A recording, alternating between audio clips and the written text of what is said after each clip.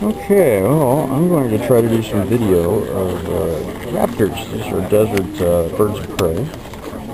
And they're going to be flying right over our heads, so I'm going to be pointing you guys pretty much straight up in the air. So hopefully we pick something up. Don't know what's going to happen. Not the bird of prey that I want to be.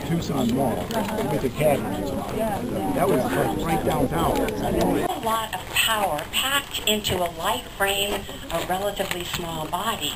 And raptors are capable of killing prey much larger than themselves. Very, very impressive. Our first raptor today is one that is, well, tied to a very specific habitat. In fact, it's our most precious habitat. It's a riparian habitat. It's one where the water flows year-round, where we have enough water to support thirsty trees like cottonwoods and willows. Those kinds of plants that really can't survive anywhere else in this arid landscape. And we have a couple of those riparian habitats that are in our region, only a couple left actually. One is down towards Sonoita Creek, and the other is San Pedro River Valley. And that's where you see a lot of the migratory birds going as well, because that's kind of like a ribbon of green. As you're flying maybe thousands of miles, moving from a wintering ground to a summering ground, you're going to be having to stop along the way, and those riparian habitats are critically important. We also know that about 80% of the wildlife in the Sonoran Desert is tied to the riparian habitat. Our first raptor has arrived right back here, and she is the one that specifically goes to the riparian habitat. Oh, look at her slim, compact, beautifully designed raptors. You can see the long legs on that bird and the long tail.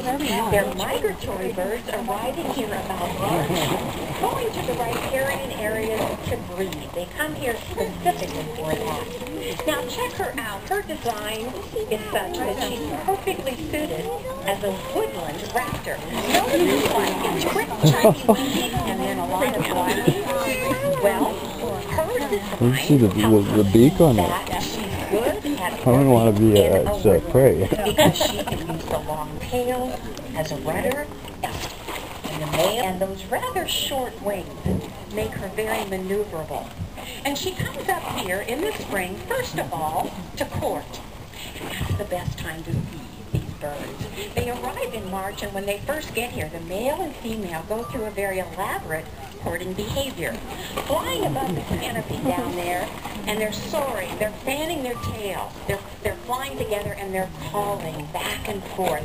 This is a very vocal bird, because once they arrive from Mexico, they do have to reestablish the pair bond. Once that's done, they get to the business of nesting. And the female is often hard to find at that point because she's in those cottonwood trees near the nest. And the male does much of the hunting.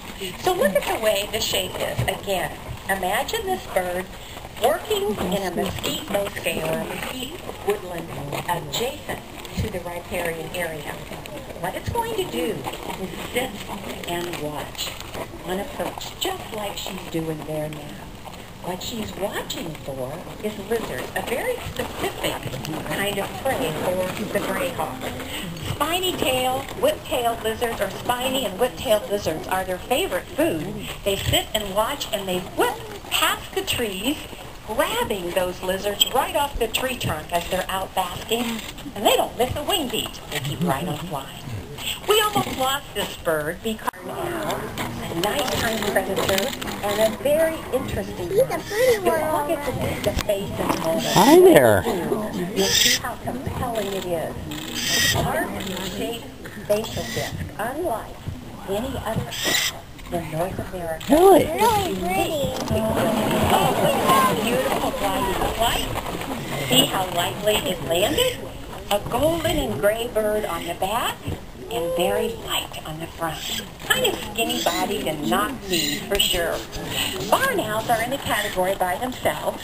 They have a heart-shaped face, and that face is nature's best sound detection equipment because it works like a satellite dish. It collects the sound and then funnels it off to the side of the head through the feathers, at which point it's captured by the ears. On the right side of the barn owl's head, the ears tie, and on the left side is the long. And then there are little ear flaps that catch and also capture sound, so it has amazing hearing, much better than any other animal that's ever been tested. Good look at this bird right now. Notice again the features, that dark eyes, not the big yellow eyes of raptors are birds that, well, come in all shapes and sizes, as I mentioned. And let's pretend now that you are a raptor that specializes in hunting birds. Oh my goodness, we've got a bird in the air. Look at this. And she's a bird hunter. This is a peregrine falcon. Look at her streak through the sky, and I want you to notice her shape, how she's different from the other birds, and also the way she's flying. She's shaped like a bullet, and she's got very narrow, pointed wings that are swept back, kind of like a boomerang, and she's got quick wing beats. She is going to pump hard and long to chase down her prey, and for her, most of her prey is actually other birds. How do they do it? Well, she peregrine falcon often will go up several hundred feet above its prey. She's got her own agenda just today. contain that element of surprise. And just at the right moment, they turn and they duck, and they come down on their prey, knocking it out of the sky. One of the things you can see if you ever are lucky enough to see a peregrine hunt are birds coming together in a violent contact, followed by an explosion of feathers. There we can see she holds her wings out, she does a little bit of gliding as well, but you can see again a very different shape. This is a bird of open country. The peregrines, like the barn owls, are actually found all around the world. And they are found in open land. So we see them in prairies and plains. Times they come so fast that they're exceeding 240 miles an hour. So they are the fastest animals on this planet. Now, even in level flight, the peregrine falcon is pretty darn speedy. They may go 30 to 60 paratops in the sky now, and they have a completely different strategy. I want you to look at these birds and watch them closely because they fly very differently from what we've seen. They're shaped differently, but that's not so much about the strategy. What the strategy for Heretox is what you can see. A team effort.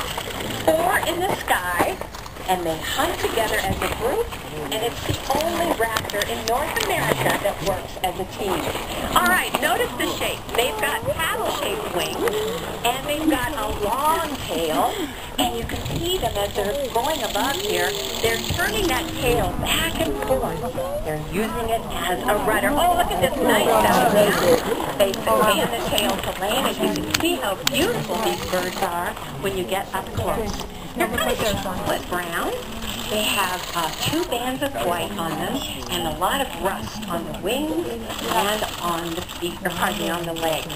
Moving around here again, we can see that tail going back and forth. The tail's important too. It can actually be like a third wing. What are these birds doing up here? Well, this is not typical hunting strategy for Heretops. They're primarily perch hunters using the saguaros. But when they fly like this, they're often advertising their territory.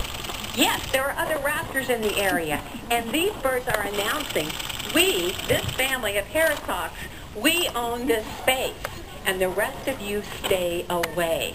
So that's very likely what is going on with this high flying, this beautiful.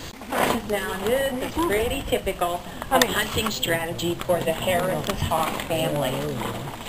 Now, when they work together, it's pretty darn, capture that in midair. They can be very nimble, for sure. Part of that is the way they're designed, certainly, and they're known for quick acceleration. The family group typically is comprised of an adult female, and we have one here in the group. You can see she's bigger than the male.